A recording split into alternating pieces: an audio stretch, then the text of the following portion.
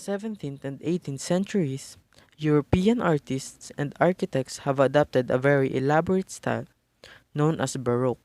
It is characterized by an ornate, over-the-top aesthetic that evokes ethereality and aims to inspire awe. In the present, the Baroque period still remains as one of the most celebrated cultural movements in the history of Western art. Good day to everyone. This video will take us to the history, characteristics, and old forms of arts in the Baroque period. The term Baroque was derived from the Portuguese word barroco, which means irregularly shaped pearl or stone.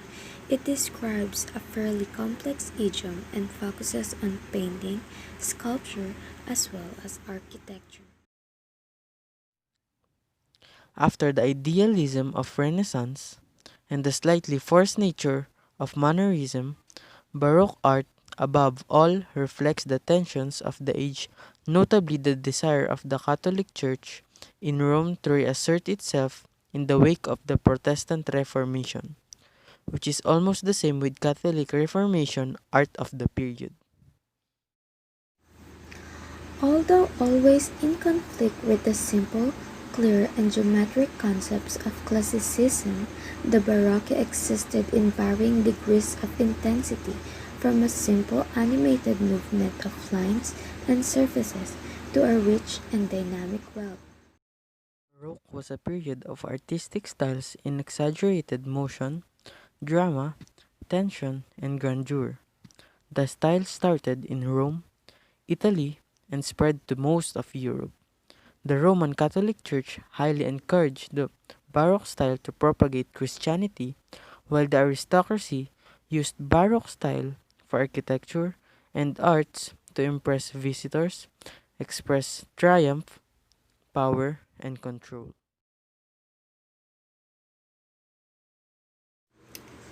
Baroque painting was a reflection of the profound political and cultural changes that was emerging all across Europe.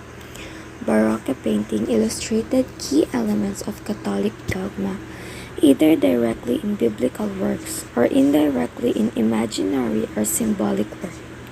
The gestures are broader than Mannerist gestures, less ambiguous, less arcane and mysterious. Even though the term embraces a wide variety of styles, typically it was characterized by two things: a sense of grandeur or sensuous richness, plus an overt emotional content.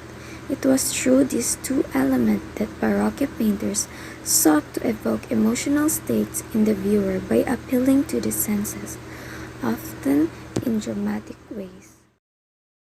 The characteristics of Baroque painting are grandeur or sensuality, has strong emotional content, has naturalism or realism, has classicism or a restrained, harmonious style that believed in primacy of design, rather than color or expressionism. In addition, Baroque architects made full use of the mural painting skills of painters like Andrea Pozzo and Pietro da Cortona, whose trompe-l'oeil fresco ceilings continue to inspire to this day. Naturally, painting was not confined to the walls of buildings. There was also a tradition of painting on canvas, and as with architecture, the characteristics of the various national schools differed widely. However, they had one concern in common: the study of light and its effects.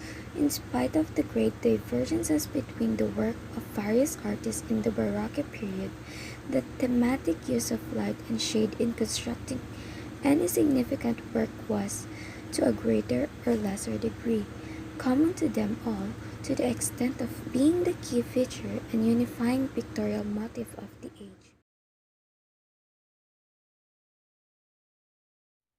Baroque sculpture, having a size that is typically larger than life, is marked by a similar sense of dynamic movement, along with an active use of space. The sculptures were the most characteristic Christian art form of the Baroque age and was certainly the most widespread. Unlike architecture and painting, Not only did it succeed in creating an artistic idiom largely common to the whole Europe, but it affected the appearance of almost every artistic artifact produced during that period. In short, the first recognizable characteristic of Baroque sculpture is its omnipresence. Figurative bronze and marble sculptures produced during this period depict an interest in dynamism. Through swirling silhouettes, twisted contours, and flowing drapery, sculptors like Gian Lorenzo Bernini were able to evoke movement. Added elements like water fixtures often enhanced this theatrical approach. Like Renaissance statues, Baroque sculptures were often intended to adorn stately buildings. They also were commissioned for other grandiose settings like gilded church interiors and royal gardens. Baroque architect was designed to create spectacle and illusion, so the straight lines of the Renaissance were replaced with flowing curves, while domes, roofs were enlarged, and interiors were carefully constructed in order to produce spectacular effects of light and shade. It was a characteristic of Baroque architecture that even though examples are to be found almost throughout Europe and Latin America, they differ notably from one country to another, partly for convenience, in order to summarize the art of a whole period with a single word, but mainly on account of their common aesthetic origin.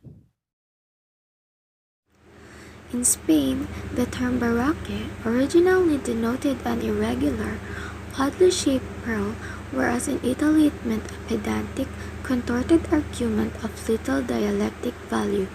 It ended by becoming a synonym for the extravagant, deformed, abnormal, unusual, absurd, and irregular in almost all European languages, and in this sense it was adapted by 18th century critics to apply to the art of the preceding century, which had seemed to them conspicuously to possess such characteristics. Similar to art of the era, Baroque interiors conveyed an interest in over-the-top grandeur. Furniture and other decorative art objects were frequently featured scrolling, which is a pattern design reminiscent of spiraling foliage, and other elements inspired by the natural world. Similarly, pudding, which are cupid-like figures, often adorned tapestries and ceiling paintings. The materials used to craft these interiors exuded luxury, as evident in the rich velvet and damask furnishings and gilt wood and marquetry furniture, often found inside palaces. Baroque architecture is also characterized by ornamentation. Often the facades of Baroque buildings are adorned with intricate relief carvings, gilded accents, and columns like Solomonic columns, whose character aesthetic was favored by Spanish to Austrian architects. Architects all over Europe also topped many Baroque basilicas churches and other edifices with domes. Besides oval domes, which were erected all over the continent, the preferred style of domes typically varies by region, with onion domes prevailing in Central Europe and bulbous domes proving popular in Germany. Thank you for watching and listening. We hope you have learned something about the arts during the Baroque period. Thank you and have a good day.